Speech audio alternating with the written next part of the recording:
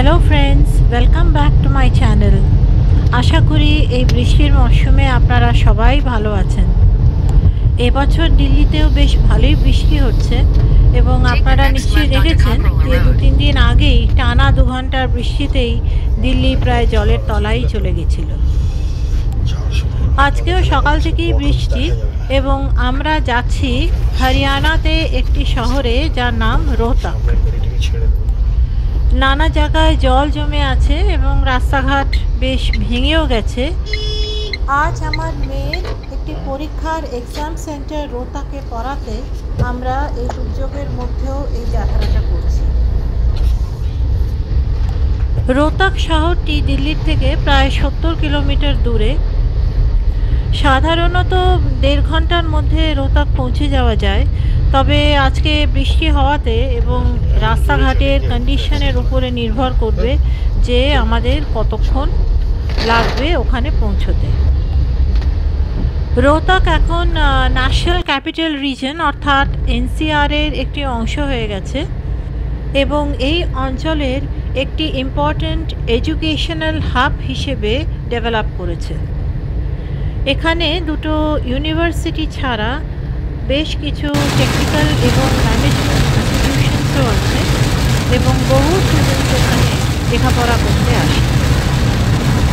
বাইরে মুষলধার বৃষ্টি হয়েই যাচ্ছে এবং প্রচুর ওয়াটার লগিং চারিদিকে দেখা যাচ্ছে এবং সেই কারণেই গাড়ি স্পিডটাও একটু স্লো রাখতে হবে। এক সময় তো ঠিক করে রাস্তাটা দেখাও যাচ্ছে। বর্ষাকালে চারপাশটা বেশ সবুজ হয়ে গেছে এবং সেই জন্য আমরা এই জার্নিটা খুব এনজয় করছি। একই জায়গার গরমকালের দৃশ্য এবং এখনকার দৃশ্যের মধ্যে অনেক পার্থক্য। গাছগুলো কি সুন্দর সবুজ পাতায় একদম ভরে গেছে।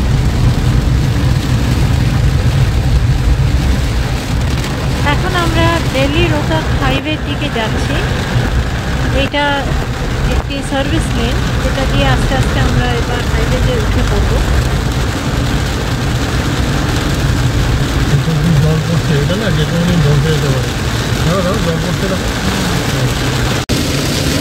হাইওয়ের দুপাশেই গ্রামাঞ্চল এবং ক্ষেত এবং বাড়িঘর বেশ দেখা যাচ্ছে। তবে যেহেতু রোহতাক এখন এনসিআরের মধ্যে ঢুকে গেছে, সেই জন্য দুদিকটা বেশ ডেভেলপ করছে। বৃষ্টি হয়েই চলেছে, তাই গাড়ি খুব সাবধানে চালাতে হচ্ছে, কেননা এটা খুবই হাই স্পিড রোড। আজকে খুব একটা ট্রাফিক রাস্তায় দেখা যাচ্ছে না।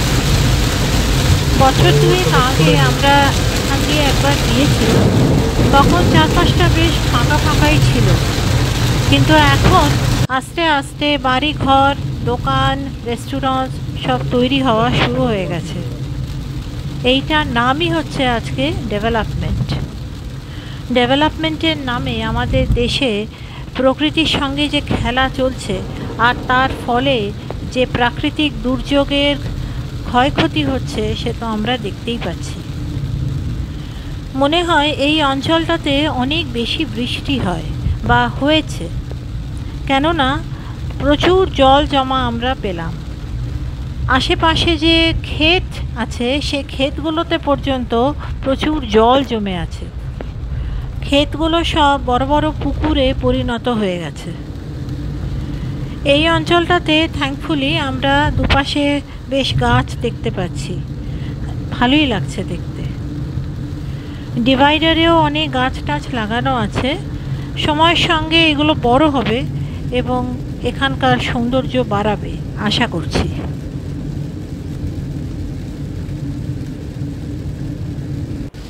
দেখুন কিভাবে জল জমে আছে চারপাশে, মনে হচ্ছে যেন নদী বয়ে যাচ্ছে।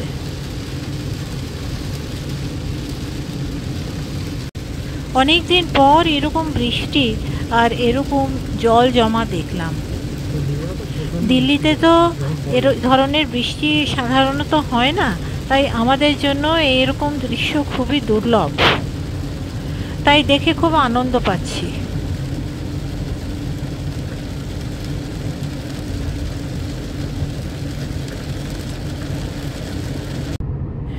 এই অঞ্চলে এখন বৃষ্টি হচ্ছে না, কিন্তু চারপাশে খুব কুয়াশা হয়ে আছে। এত কুয়াশা যে আমরা আশেপাশে কিছুই দেখতে পাচ্ছি না, এমনকি সামনেটাও আমরা দেখতে পাচ্ছি না। প্রকৃতির রূপ কিভাবে পাল্টাতে থাকে।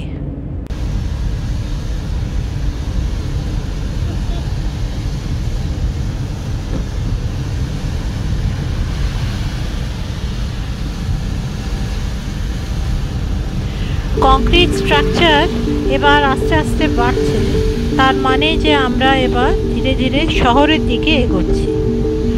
রাস্তায় বেশ বড় বড় রেস্টুরেন্টস এবং ধাবাও দেখলাম, এবং এখানে থাকারও ব্যবস্থা আছে। চা খাওয়ার একটু ইচ্ছে ছিল, কিন্তু বৃষ্টির জন্য আর দাঁড়ালাম না। রাস্তায় এবার ট্রাফিকও আস্তে আস্তে বেড়ে যাচ্ছে, কেননা আমরা এবার রোহতাকের দিকে এগিয়ে এসেছি।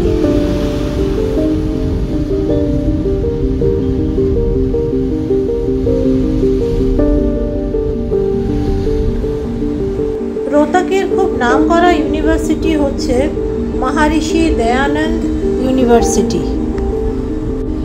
এই ইউনিভার্সিটির ক্যাম্পাসের পাশ দিয়ে যাচ্ছি। এর ক্যাম্পাসটা বেশ বড়, শহরের ভিতরে বেশ হেভি ট্রাফিকও আছে। এই ট্রাফিকের মধ্যে দিয়ে ন্যাভিগেট করে বৃষ্টির মধ্যে যাওয়াটা বেশ কঠিন। এই অঞ্চলটা রোহতাকের মেইন কমার্শিয়াল সেন্টার। এখানে বড় বড় এডুকেশনাল ইনস্টিটিউশনস এবং আরেকটি ইউনিভার্সিটি আছে, তার নাম হচ্ছে বাবা মস্তনাথ ইউনিভার্সিটি।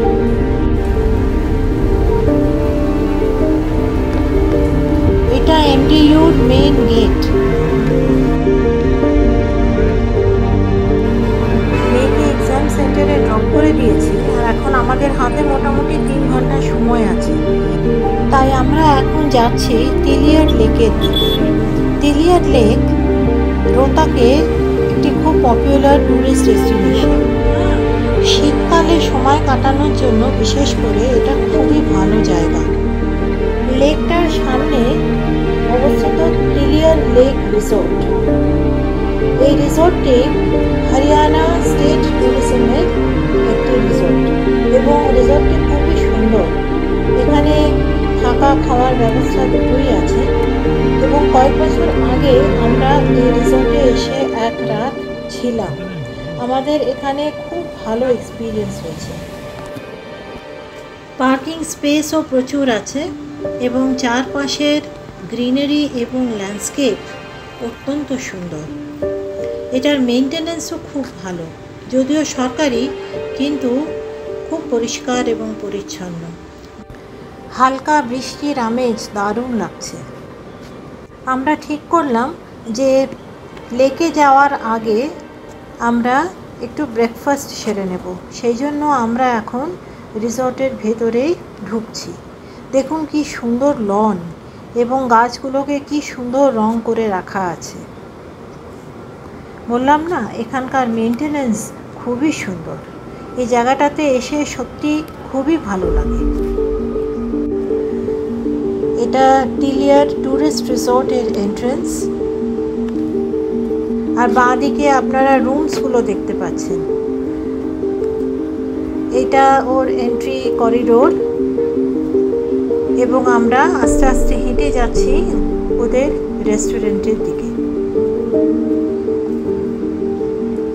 এটা ওদের একটা ছোট্ট লবি। এটার দুদিকেই আছে রুমস, আর রেস্টুরেন্টটা সামনেই দেখা যাচ্ছে। সামনে লনটা দেখুন, একেবারে সবুজ হয়ে আছে, আর গাছ টাছগুলো সব ঝকঝক করছে। এই রেস্টুরেন্টে আমরা ঢুকছি। এই রেস্টুরেন্টটা একটা সেমি সার্কুলার শেপের। ভেতরে খুব সুন্দর ইলুমিনেশন, এবং বসার জায়গাগুলো খুব সুন্দর পরিষ্কার পরিচ্ছন্ন। ব্রেকফাস্টে পুরি ভাজি আর চা নিয়েছি। এইবার এখানে এসে আমরা একটা নতুন ব্যাপার আবিষ্কার করলাম, আর সেটা হচ্ছে যে এখানে একটা জু বানানো আছে। সেটার নাম দিয়েছে রোহতাক জু। গতবার যখন এখানে এসেছিলাম তখন কিন্তু আমরা রোহতক জু দেখিনি, তাই ঠিক করলাম যে আগে জুটা দেখি এবং পরে আমরা লেক দেখতে যাব। গেট দিয়ে ঢুকেই সামনে একটা বোর্ড দেখলাম যেখানে জন্তু জানোয়ারের ছবি দেওয়া আছে। খুব এক্সাইটেড হয়ে গেলাম, কেননা দেখছি যে এই জুতে বাঘ, সিংহ পর্যন্ত রাখা আছে। তাই আমরা জুয়ের ভ্রমণ শুরু করলাম। চলুন আপনাদেরকেও এখানকার জন্তু জানোয়ারদের সঙ্গে একটু ভ্রমণ করিয়ে দিই। এটা সাদা হরিণ।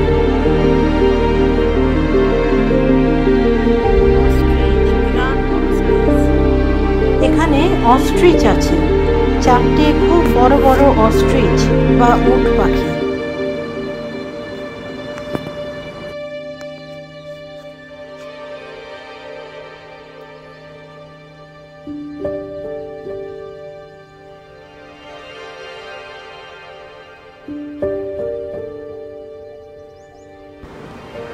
হরিণ খুব সহজেই জঙ্গলেও দেখা যায় এবং এখানেও অনেক রকমের হরিণ আমরা দেখতে পেলাম।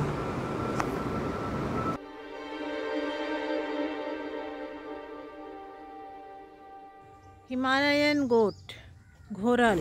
আজকের আবহাওয়াটা ভালো থাকার জন্য আজকে সবাই বাইরেই বেশ স্ফূর্তিতে ঘোরাফেরা করছে, তাই আমাদেরও খুব ভালো লাগছে।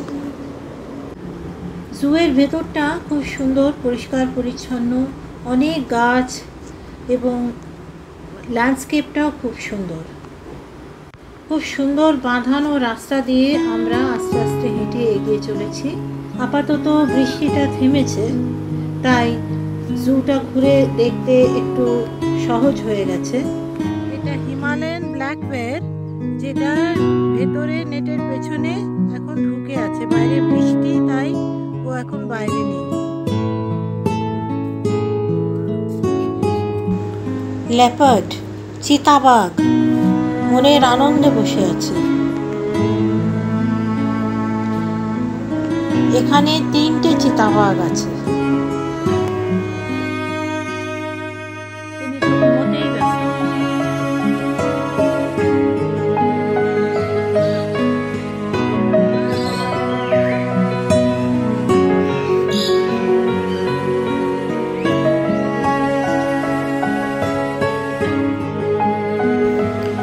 অনেকক্ষণ পর এনার দর্শন পেলাম।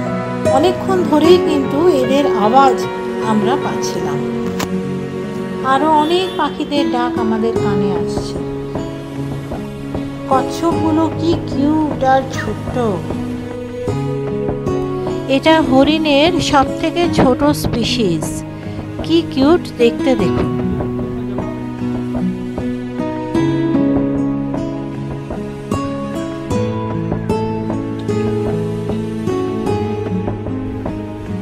ইন্ডিয়ান wolf, নেকড়ে।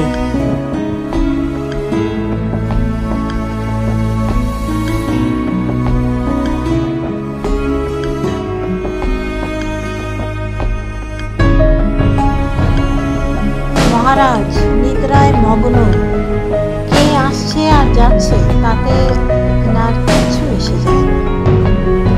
বৃষ্টির আবহাওয়াতে তিনি আরাম করছে। সিংহীরা এখানে বসে রেস্ট নিচ্ছে।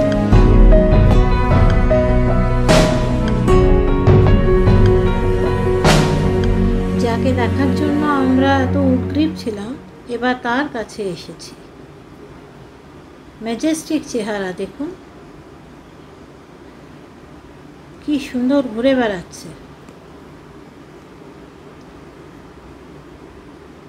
তবে কিছুক্ষণ দাঁড়িয়ে আমরা এটা লক্ষ্য করছি যে এ বারে বারে গিয়ে ওই দরজাটার কাছেই দাঁড়িয়ে পড়ছে। তো আমরা বুঝতে পারলাম যে এখন ওর লাঞ্চ টাইম এবং ওই দরজাটা খুলেই ওকে খাবার দেওয়া হয় এবং সেই জন্য ও বারে বারে ঘুরে ফিরে ওই দরজাটার কাছেই গিয়ে মুখ করে দাঁড়িয়ে পড়ছে।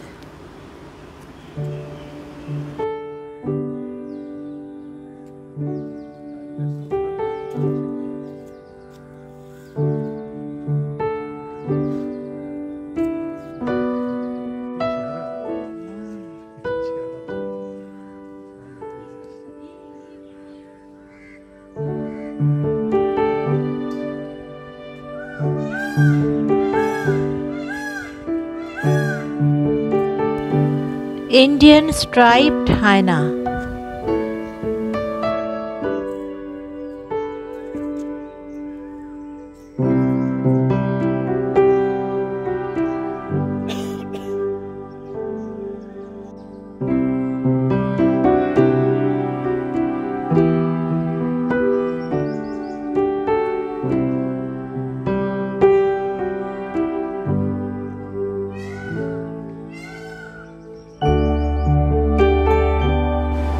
এখানকার জন্তুদের দেখে আমাদের এটা মনে হচ্ছে যে এদের স্বাস্থ্য, খাওয়া দাওয়া এবং অন্যান্য প্রয়োজনীয় জিনিসের দিকে যথেষ্ট খেয়াল রাখা হয় এবং এটাই আমাদের খুব ভালো লাগে।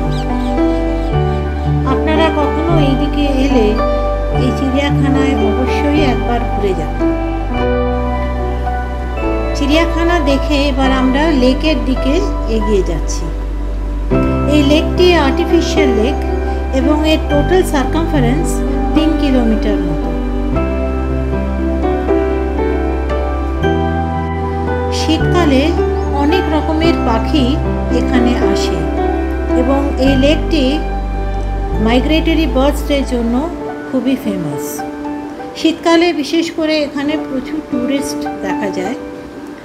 এখন গরমকাল হওয়াতে ট্যুরিস্টের সংখ্যা খুবই কম, তাও আমরা দু একজনকে এখানে দেখলাম, তারা এখানে ঘোরাফেরা করছেন। লেকটির অপূর্ব পরিবেশে তার চারপাশে হাঁটার জন্য খুব সুন্দর বাঁধানো রাস্তা বানানো আছে। এখানে বোটিং ফেসিলিটিও আছে, তবে বর্ষাকাল হওয়াতে এখন এই পরিষেবা বন্ধ। নভেম্বর মাস থেকে এই পরিষেবা আবার চালু হবে। ওই জেটি থেকে বোটিং শুরু করা হয়। লেকের জলটা পুরোপুরি সবুজ লাগছে দেখতে। এখন খুব একটা পাখি এখানে দেখা যাচ্ছে না, তবে এই যে এখানে আমরা দেখলাম একদল হাঁস কি সুন্দর ঘুরে বেড়াচ্ছে।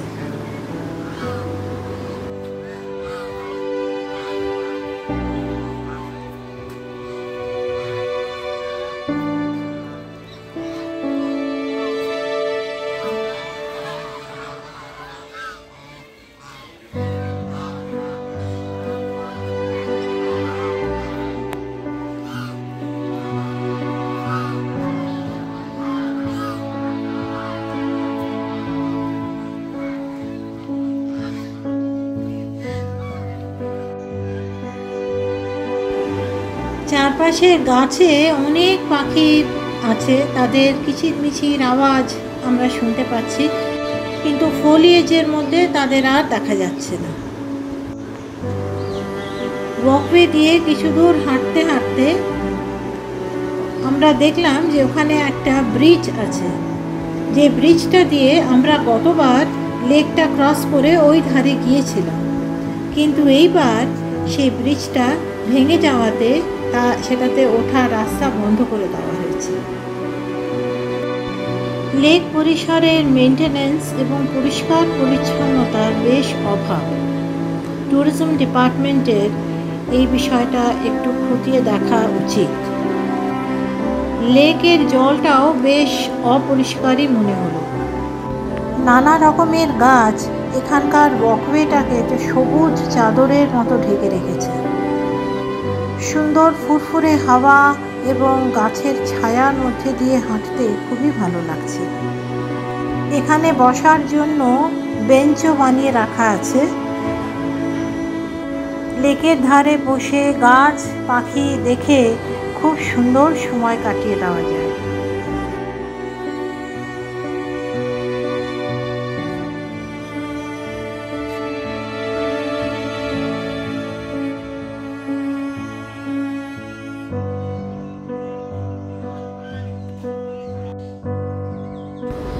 পিক ট্যুরিস্ট সিজনে এখানে লাইট অ্যান্ড সাউন্ড শো এবং মিউজিক্যাল ফাউন্টেনও অ্যারেঞ্জ করা হয় এবং এইটা সেটা সিটিং অ্যারেঞ্জমেন্ট।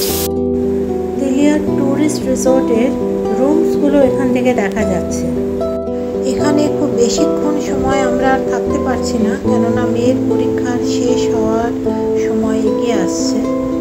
শীতকালে সুযোগ পেলে আপনারাও এখান থেকে একবার অবশ্যই ঘুরে যাবেন। দিল্লি ফেরার পথে আমরা একটা ধাবাতে লাঞ্চের জন্য থেমেছি। এখানেও খুবই বৃষ্টি পড়ছে। বৃষ্টি ভিজতে খুবই ইচ্ছা করছে, কিন্তু অসুস্থ হয়ে পড়ার ভয়ে সে দুঃসাহস আর করছে। আমরা সকাল 6:30টার সময় বাড়ি থেকে রওনা হয়েছিলাম এবং এখন বাজে দুপুর 3:30। এখন আমরা বাড়ি ফেরার পথে, আর একটু পরেই আমরা বাড়ি পৌঁছে যাব। আশা করি আপনাদের এই ভিডিওটা ভালো লেগেছে। ভিডিওটি লাইক এবং শেয়ার করবেন এবং আমার চ্যানেলে নতুন হলে সাবস্ক্রাইব করতে ভুলবেন না। Thank you for watching.